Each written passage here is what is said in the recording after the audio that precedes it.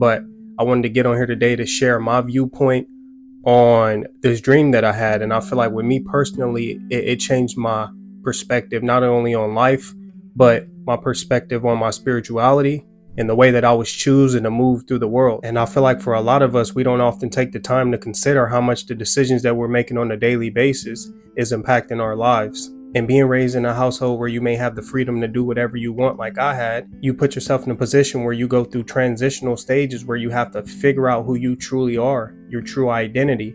And this form of soul searching that you go through, oftentimes you make a lot of bad decisions along the road.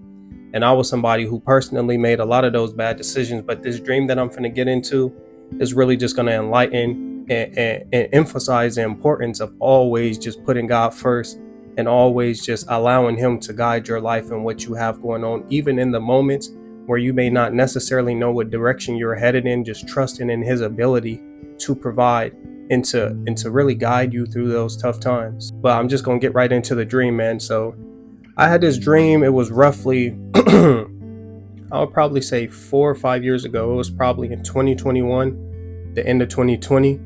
And the dream consisted of me. I was playing basketball with my homeboy. We used to do this pretty much every day when we were back in high school. But in the dream, I was just playing basketball and I was just having a regular conversation with my friend. We're just shooting hoops, being competitive how we usually do. And, I'm just going to get right into it. But, as I'm shooting, I'm looking up into the sky because, it's a sunny day. It's beautiful. And I'm just admiring everything that's going on around me. So I'm looking up into the sky, and as I'm looking up, I see 3 large birds. They're white. They're almost like doves, but just extremely large.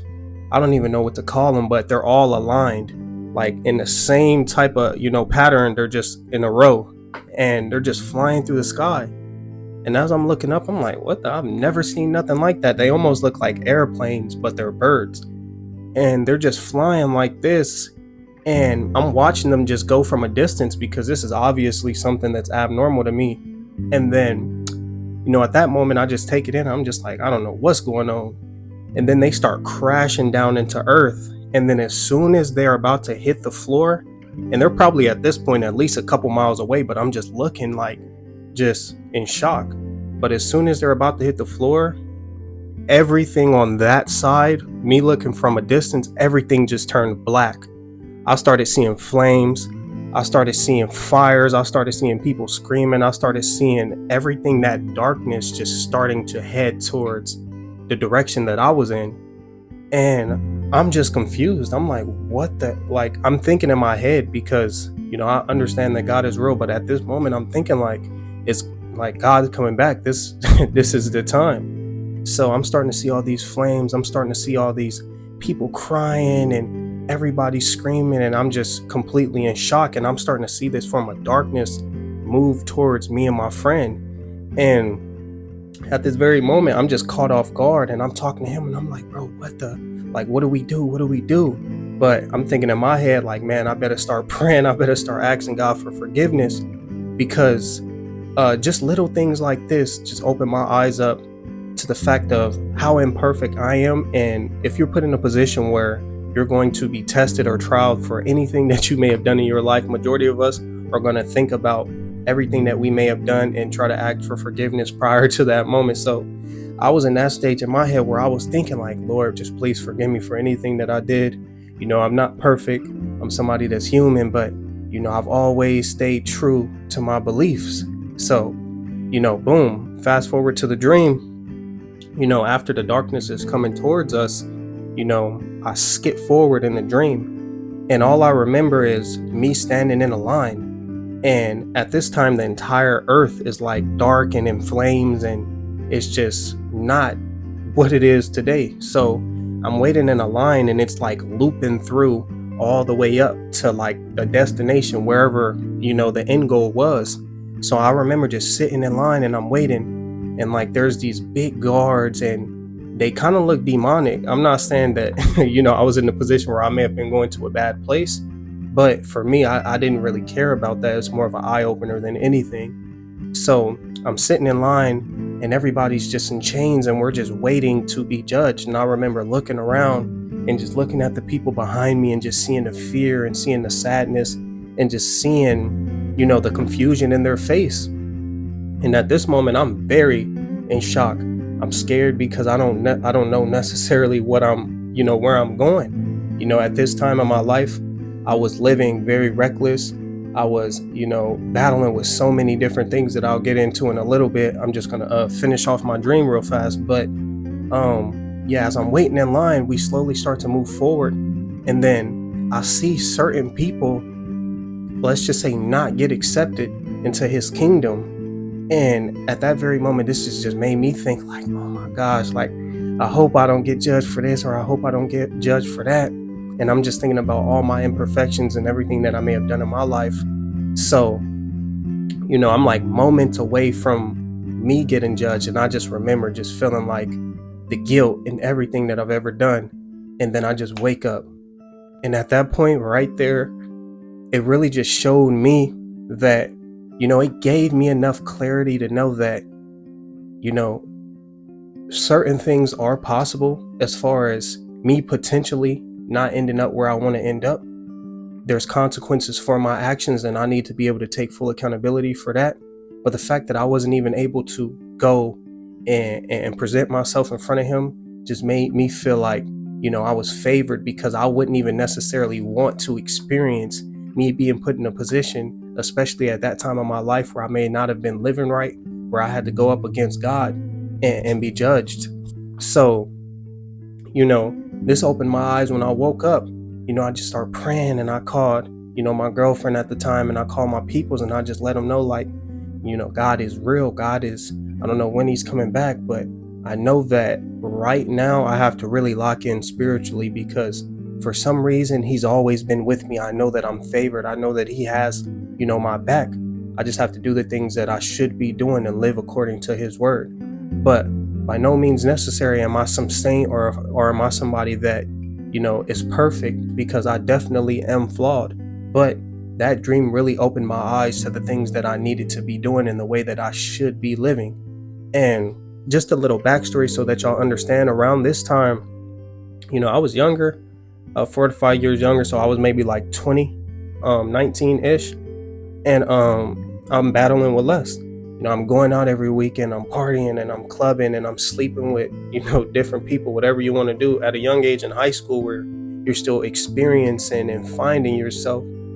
And all of these things just always stuck with me, because I felt deep down in my soul that I was not doing right. Like, I've always been conscious enough of the bad decisions that I was making. I just couldn't necessarily beat and fight the urges at that moment. But this led me in the future, and this is how I knew that I was favored, and that, God was always by my side, because I would pray on it and I would ask him, and I would be like, Lord, please put me in a position where I have the strength to fight off these urges.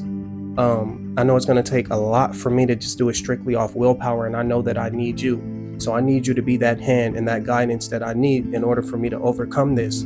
So fast forward in the future, a couple years, as I've been praying and I've been working on my spirituality, I reached a point where I kind of relapsed. I did really good for a little bit after that dream, but like anything else, as time goes by, you kind of lose that sense of the reminder that was first presented to you. So I fell back into this form of lust, but there was a clear difference this time. There would be times where I may put myself in a position and I would have a guilty conscience. And that conscience just makes you realize how aware you are of the bad decisions that you're making. So with this, I really took this in, and I used this as motivation for me to get better, because it made me feel like I was doing wrong every time that I did indulge in something like that. I felt guilty.